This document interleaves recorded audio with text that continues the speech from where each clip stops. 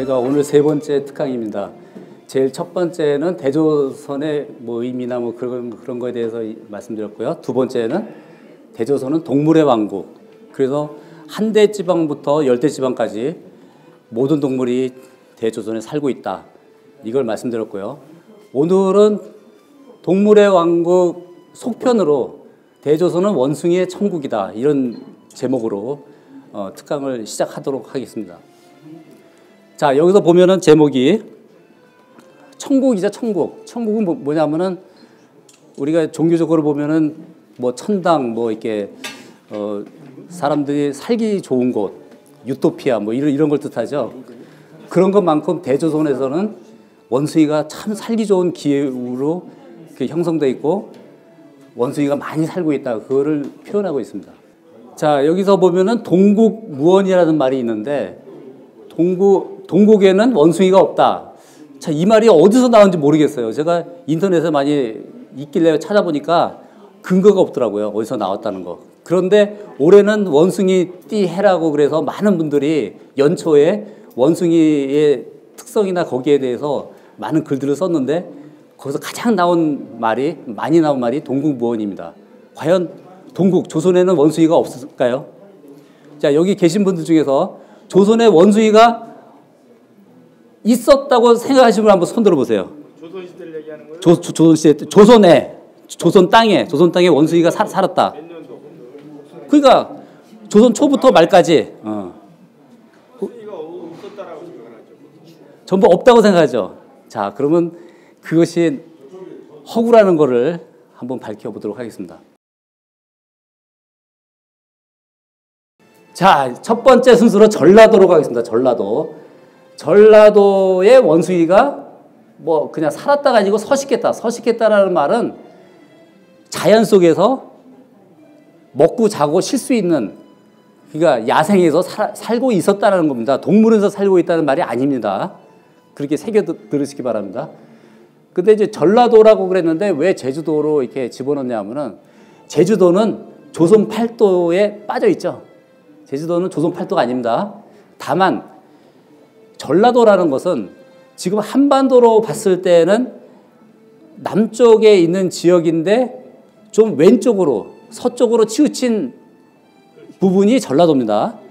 근데 이것도 잘못됐어요. 조선의 문헌에서는 전라도 위치가 서울 경기에서 정남쪽에 있다고 했습니다. 그러니까 전라도는 정남이고 그 다음에 경상도는 위치가 동남쪽입니다. 그러니까 이게 이제 조선이 이렇게 있으면은 정남쪽이 전라도고 동남쪽이 경상도고 그 다음에 서남쪽이 충청도입니다. 그리고 이제 서울 경기 중심으로 위는 이제 그 동북쪽 이쪽이 그 함경도가 되고 그 다음에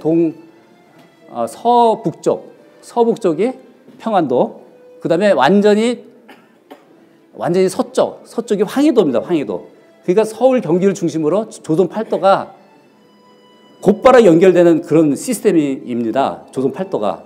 근데 한반도는 그 위치상으로도 맞지가 않아요. 이게 곧바로 서울 경기에서 이렇게 곧바로 연결된 게 아니고 전라도로 가려면 충청도를 거쳐서 가야 되고 경상도로 가려면은 또 충청도 거쳐서 경상도 가야 되고 이런 시스템으로 되어 있습니다. 그것도 잘못된 거죠. 그래서 제주도는 남쪽에 있었기 때문에 전라도에 포함시켰습니다. 이제 제주도에 야생의 원숭이가 있는데, 자, 세종실록 64년 16년 4월 11일 무호 5번째 기사입니다. 전라도에 전지를 내려 제주에서 기르던 원숭이를 잘 기르고 번식시키기를 명하다. 이런 제목의 기사가 있습니다. 세종실록에. 그런데 가장 중요한 말이 있습니다.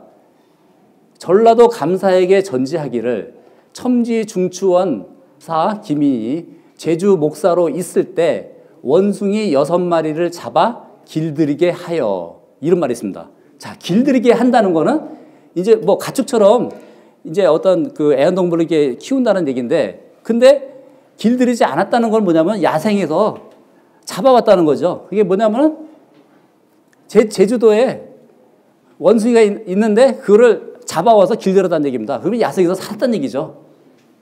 굉장히 중요한 말입니다. 그래서 원숭이가 제주도에 서식하고 있었다. 확실한 증거입니다. 여러분 이거는 학교에서 배우는 역사도 아니고요. 여러분 처음 여기에 와서 들은 겁니다. 좋은 기회인 것 같아요. 여러분의 입장에서는. 자, 이 원숭이 그림을 여기다가 넣습니다. 이 원숭이는 제주도 원숭이가 아니고 위키백과라는 그 사전에 찾아보니까 원숭이 그림들이 많이 있습니다. 한 30개 이상이 있는데 한번 쭉 뽑아서 제주도에 이런 원숭이가 있지 않았나 그런 참고를 해서 이렇게 올렸습니다. 아주 귀엽죠? 이게 잘 길들여져 있는지 몰라도 온순하게 이렇게 앉아 있습니다. 그 다음에 지리산을 가보겠습니다. 지리산. 자, 지리산에도 원숭이 떼가 있습니다. 떼.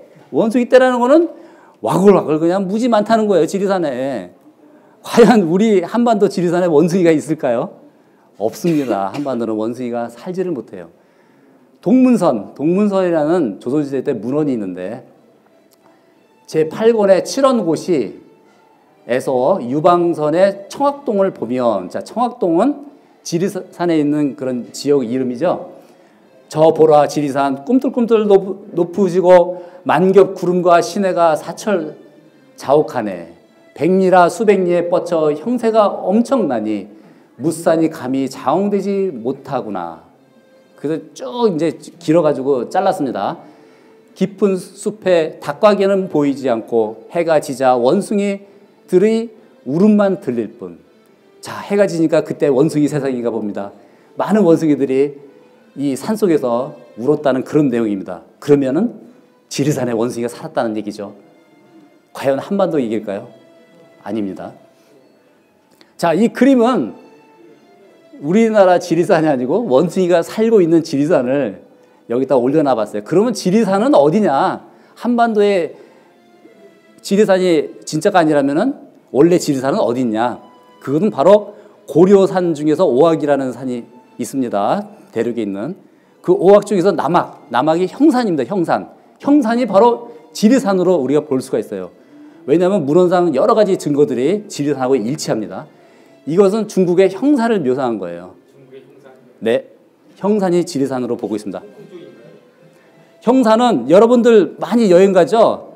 어디죠? 장가계가 형산에 있습니다. 형산에. 자, 이게 형산에 있는 지리산의 원숭이들입니다. 자, 얼굴이 뻘겋고요. 전부 갈색, 붉은색의 원숭이 종류입니다.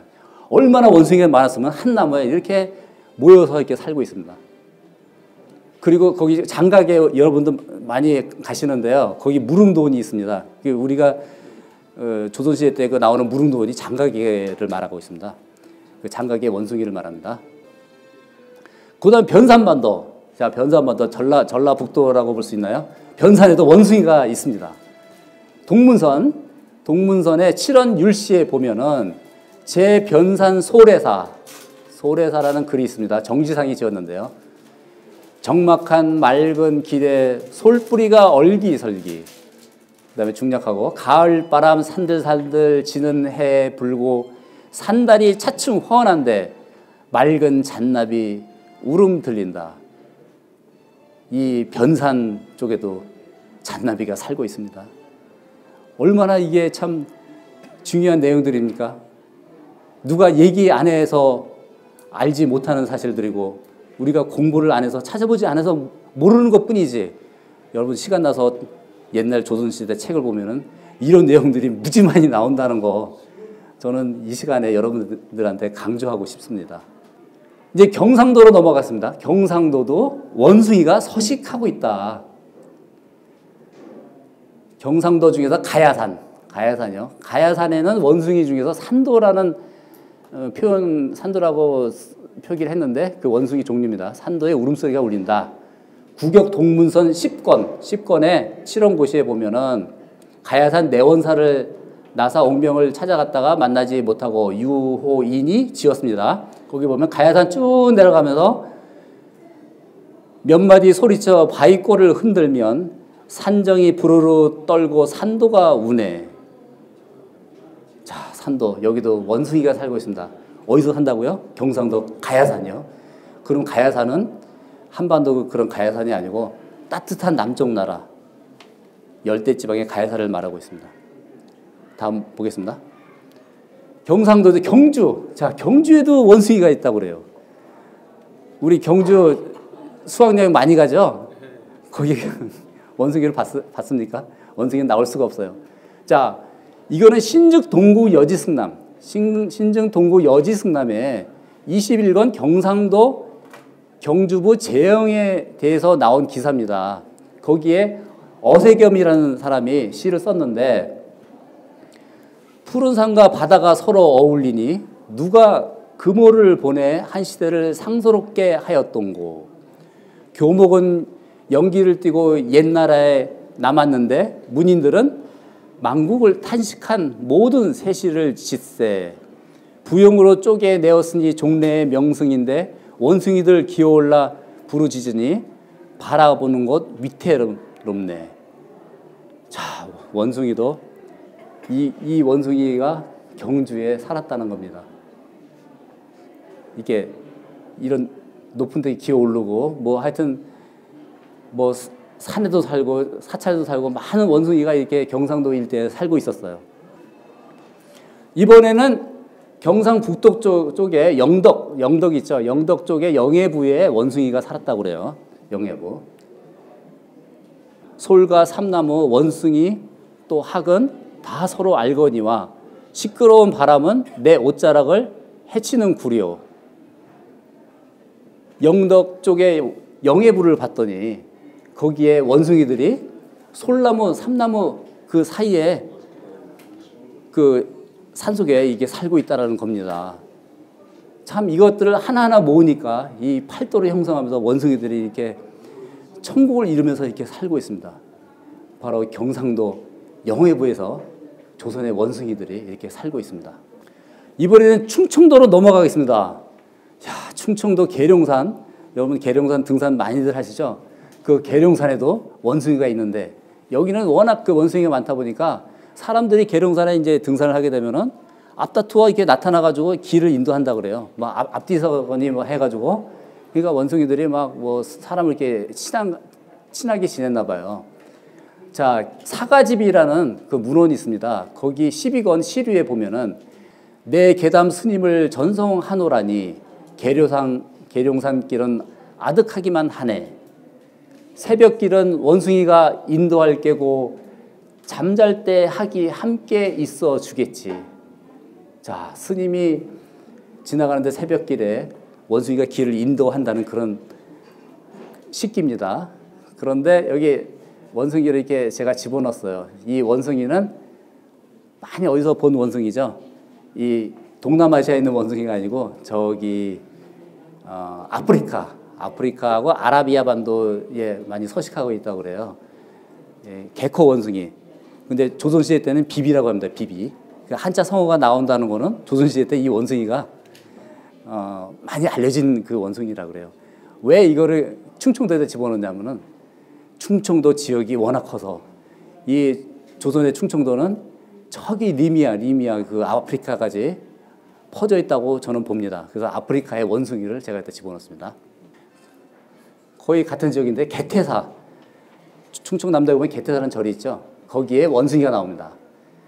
고전번역청서 전필제집 시집 제4권 시에 보면은 개태사로 가는 도중에서 이런 시가 있습니다. 여기에도 보면은 절은 폐해지고 교목만 남았는데 푸르고 푸른 덩굴풀이 새롭구려 골짝 안에는 지뢰소리 들리고 바위 틈에는 폭포가 쏟아지네. 계곡에는 개인날에 비가 오고 숲의 원숭이는 친하고자 하누나 계룡산에 구름 흩어지지 않으니 형산에 기도한 사람에게 부끄럽네. 자, 여기 계룡산을 얘기하는데 형산이 나옵니다. 형산 아까 지리산이라고 그랬죠. 이게 조선시대 때는 형산, 지리산 이런 거를 많이 이렇게 같은 글귀로 이렇게 써 있어요. 이 모든 것들이 중국을 얘기하고 있습니다. 그리고 여기 숲의 원숭이들이 사람하고 참 친하다고 나와요. 항상 사람이 나오면 졸졸 따라다닙니다. 자, 원숭이가 이렇게 많은 그 계룡산 개태사라는 사찰입니다. 사찰에도 원숭이가 많이 살았다고 해요.